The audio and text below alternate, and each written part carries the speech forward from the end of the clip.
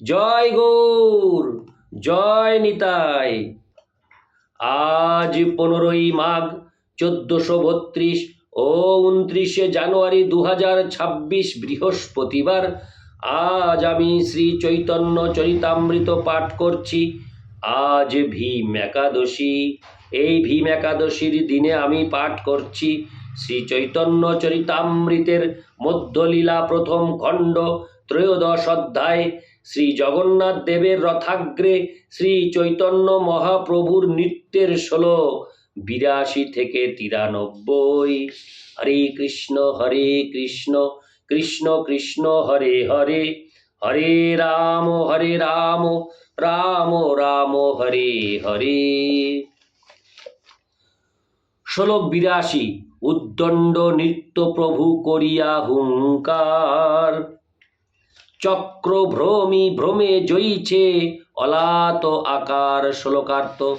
হুঙ্কার করতে করতে শ্রী চৈতন্য মহাপ্রভু উদ্দণ্ড নৃত্য করতে লাগলেন এবং তিনি যখন বৃত্তাকারে ঘুরছিলেন তখন তাকে অলাত আকারের মতো মনে হচ্ছিল।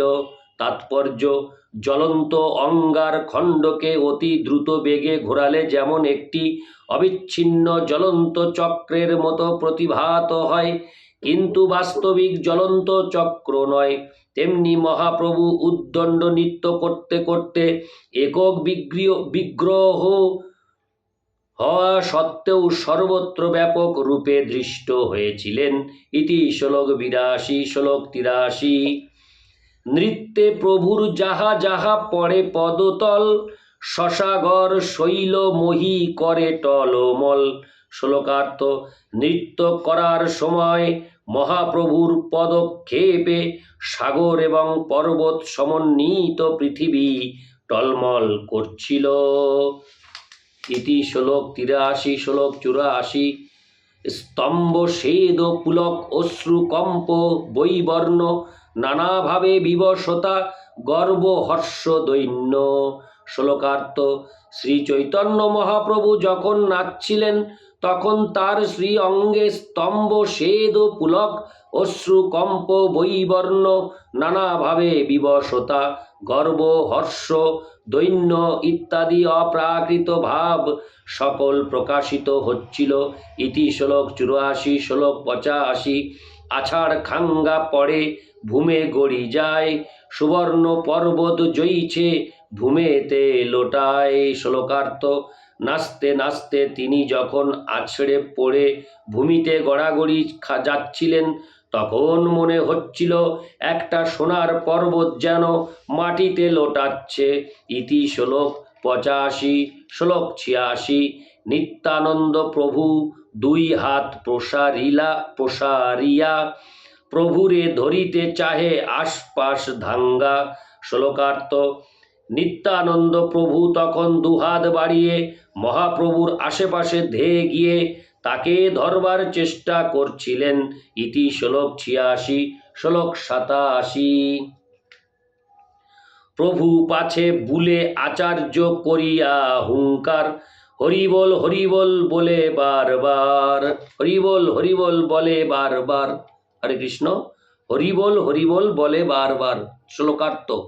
শ্রী চৈতন্য মহাপ্রভুর পেছনে পেছনে গিয়ে শ্রী অদ্বৈত আচার্য প্রভু হুঙ্কার করে বারবার বলছিলেন হরিবল হরিবল। ইতি শ্লোক 87। শ্লোক 88। লোক নিবারিতে হইল 3 মণ্ডল, প্রথম মণ্ডলে নিত্যানন্দ মহাবল। শ্লোকার্থ। শ্রী চৈতন্য মহাপ্রভুর খুব কাছে লোকদের আসতে না দেওয়ার জন্য 3টি মণ্ডল করা হলো। প্রথম মণ্ডলে ছিলেন মহাবল নিত্যানন্দ প্রভু। ইতি শ্লোক 88। শ্লোক 89। কাশীশ্বর গোবিন্দাদি যত ভক্তগণ, হাতাহাতি করি হইল দ্বিতীয় আবরণ। শ্লোকার্থ।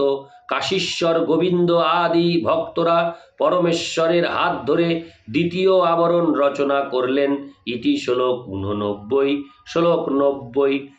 বাহিরে প্রতাপরুদ্র লঙ্গা পাত্রগণ মণ্ডল হঙ্গা করে লোক নিবারণ। শ্লোকার্থ মহারাজ প্রতাপ রুদ্র এবং তার পার্শ্বদেরা মণ্ডলাকারে তৃতীয় আবরণ তৈরি করে লোক নিবারণ করতে লাগলেন। ইতি শ্লোক 90।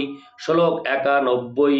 হরিচন্দনের স্কন্ধে হস্ত আলম্বিয়া প্রভুর নৃত্য দেখে রাজা আবিষ্ট হঙ্গা।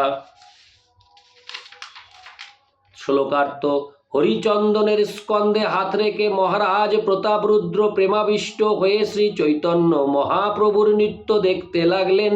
ইতি শ্লোক 91। শ্লোক 92। হেনকালে শ্রীনিবাস প্রেমাবিষ্ট মন রাজার আগে রহি দেখে প্রভুর নর্তন। শ্লোকার্থ শ্লোক 92। হেনকালে শ্রীনিবাস প্রেমাবিষ্ট মন রাজার আগে রহি দেখে প্রভুর নর্তন। শ্লোকার্থ সেই সময় শ্রীবাস ঠাকুর প্রেমাবিষ্ট হয়ে রাজার সামনে দাঁড়িয়ে শ্রী চৈতন্য মহাপ্রভুর নৃত্য দেখছিলেন। ইতি শ্লোক 92। শ্লোক 93।